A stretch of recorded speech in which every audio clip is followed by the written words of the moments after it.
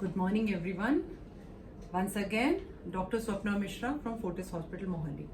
और आज का मेरा टॉपिक ऑफ डिस्कशन है इज कंपैरिजन दूरबीन की सर्जरी, जिसको हम कहते हैं लैप्रोस्कोपिक या की होल सर्जरी, विसेविस ओपन सर्जरी।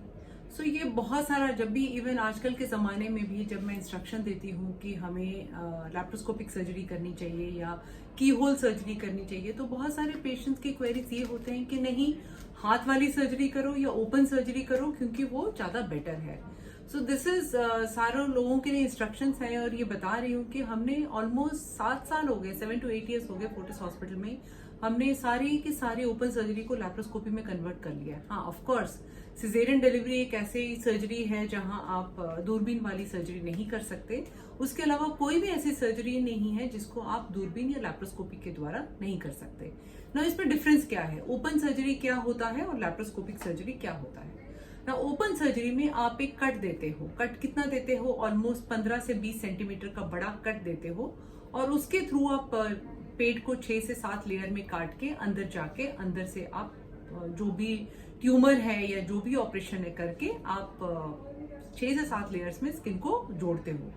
इसमें क्या होता है कि सर्जरी के अलावा पेशेंट को हॉस्पिटल ज्यादा दिन रुकना पड़ता है।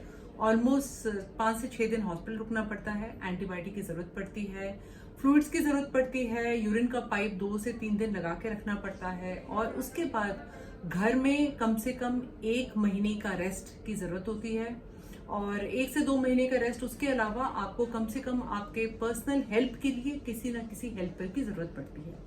सो ये होता था आज से 7 से 8 साल पहले या ऑलमोस्ट 10 साल पहले, जिसको कहते थे हम हाथ वाली सर्जरी या ओपन सर्जरी। फिर क्या एडवांसमेंट आई, उसके बाद हमने शुरू कर दिया which is what is called as keyhole surgery या दूरबीन की सर्जरी या लेजर सर्जरी या लैप्रोस्कोपिक सर्जरी।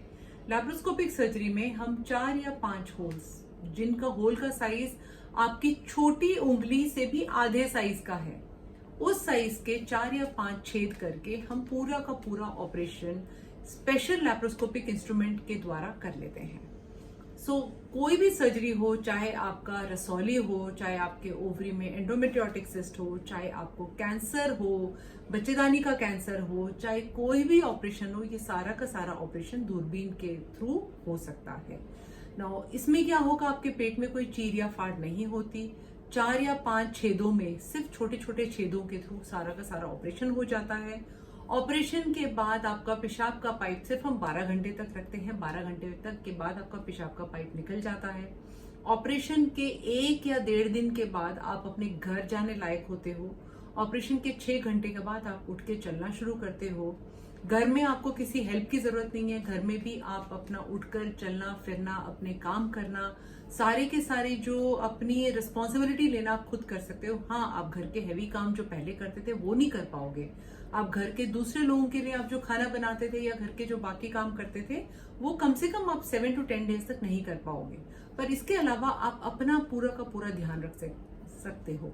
आपको वॉशरूम जाने के लिए किसी हेल्प की जरूरत नहीं है, आपको नहाने के लिए किसी हेल्प की जरूरत नहीं है, आपको कोई लाकर आपके डाइनिंग टेबल पे बिठाने की जरूरत नहीं है, ना कोई स्पेशल आपको डाइट इंस्ट्रक्शंस लेने हैं कि आपने सॉफ्ट डाइट खाना है या मसाला नहीं खाना, ये नहीं खाना, वो नहीं खाना, वो कुछ फॉलो नहीं करना होता। ऑपरेशन के 2 या 3 दिन बाद आप इवन वॉक करने जा सकते हो। इनिशियली आप 15 से 20 मिनट का वॉक करते हो और उसके बाद ऑलमोस्ट 1 घंटे का वॉक कर सकते हो। और क्या एडवांटेज है, पाइप जैसे मैंने कहा 12 घंटे में निकल जाता है। एंटीबायोटिक सिर्फ एक सिंगल शॉट एंटीबायोटिक ऑपरेशन से आधे घंटे पहले देते हैं। ऑपरेशन के बाद आपको किसी एंटीबायोटिक की जरूरत नहीं होती क्योंकि पेट में टांके नहीं लगे, कट नहीं लगा, सिर्फ छेद बने हैं। आपको दर्द भी बहुत ज्यादा कम होता है, आपको पेन किलर्स की जरूरत नहीं होती है। तो आप जल्दी से जल्दी रिकवर होके घर जा सकते हो, जल्दी से जल्दी आप अपने जॉब पे जा सकते हो। ना आपको किसी को घर से बुलवाना है, ना आपको अपने रिश्तेदारों को इकट्ठा करना है जो आपको इसके बाद रिकवरी में हेल्प करे। तो हम क्यों भागते हैं इससे, हम क्यों फिर ओपन हाथ या हाथ वाली सर्जरी का डिस्कशन क्यों कहते हैं? दिस इज बिकॉज इंडिया में हमारी यूनिफॉर्म ट्रेनिंग नहीं है। Laparoscopy need specialize training. इसको एक स्पेशल ट्रेनिंग की जरूरत होती है जो इंडिया में इतने सारे सेंटर्स है नहीं। तो कुछ ट्रेनिंग हमको इंडिया से मिलता है, कुछ ट्रेनिंग हमको इंडिया से बाहर मिलता है। तभी हमारे यहाँ पे सारे के सारे डॉक्टर्स लैप्रोस्कोपिक सर्टिफाइड नहीं हो पाते, जिसकी वजह से ये सुविधाएं बहुत सारी जगह पे उपलब्ध नहीं हो पाती है। पर ये इंटरनेशनली प्रूवन है कि कोई भी सर्जरी दूरबीन के दौरान दूरबीन के माध्यम से अगर की जाती है वो हाथ वाली सर्जरी या ओपन सर्जरी से काफी ज्यादा बेटर होती है, काफी बेटर आउटकम्स उसके होते हैं और पेशेंट की रिकवरी भी फास्ट होती है। So this is the special instructions में माय फ्रेंड्स और जितने मेरे को सुन रहे हैं जिनके उनके रिश्तेदारों की सर्जरी होनी है, प्लीज ये दिमाग से हटा दीजिए कि ओपन सर्जरी लैप्रोस्कोपी से बेटर है। जितनी भी इंटरनेशनल स्टडी, चाहे इंडिया हो, चाहे यूके हो, चाहे अमेरिका हो, चाहे जितनी भी मॉडर्न कंट्रीज हैं, किसी भी कंट्री में आजकल ओपन सर्जरी को प्रेफरेंस नहीं दी जा रही है, क्योंकि इसमें आपका और वो नेशन का नुकसान है। नेचुरली आप ज्यादा देर बेड रेस्ट लोगे तो आप कहाँ जॉब करते हो उनका नुकसान है, आपके घर रिश्तेदार इकट्ठे होंगे आपको हेल्प करने के लिए तो उनकी जॉब का भी नुकसान होता है, आपको घर में हेल्प की जरूरत पड़ती है, एक्स्ट्रा मेड की जरूरत है तो आपका भी फाइनेंशियल नुकसान है, आपको ज्यादा एंटीबायोटिक दें तो आपके बॉडी को नुकसान है। तो हर जगह ये प्रूवन है कि ओपन सर्जरी कभी भी दूरबीन या लैप्रोस्कोपिक सर्जरी से बेटर नहीं है। कौन से कंडीशन में हमें दूरबीन की सर्जरी नहीं करनी है, ये तो ऑब्वियस है।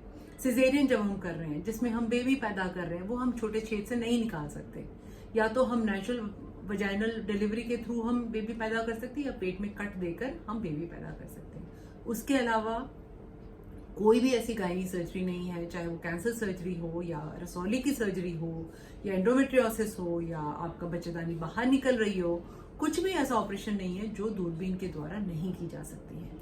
सो मेरे वीडियो सुनने के बाद मेरा ये एटलीस्ट आपके दिमाग में इसके ऊपर काफ़ी सारे डाउट्स क्लियर हो जाएंगे। बाकी मेरे पास गूगल में मेरा नंबर भी है, आप मुझे कांटेक्ट कर सकते हैं। आपको कोई भी अगर आपके किसी रिश्तेदार या आपको किसी भी लैप्रोस्कोपिक सर्जरी किसने एडवाइस की है या ओपन सर्जरी एडवाइस की है, एटलीस्ट मैं आपको फ्री इंस्ट्रक्शंस दे पाऊंगी कि वेदर आपकी सर्जरी दूरबीन से हो सकती है या नहीं। Thank you so much for listening to me. Goodbye for now.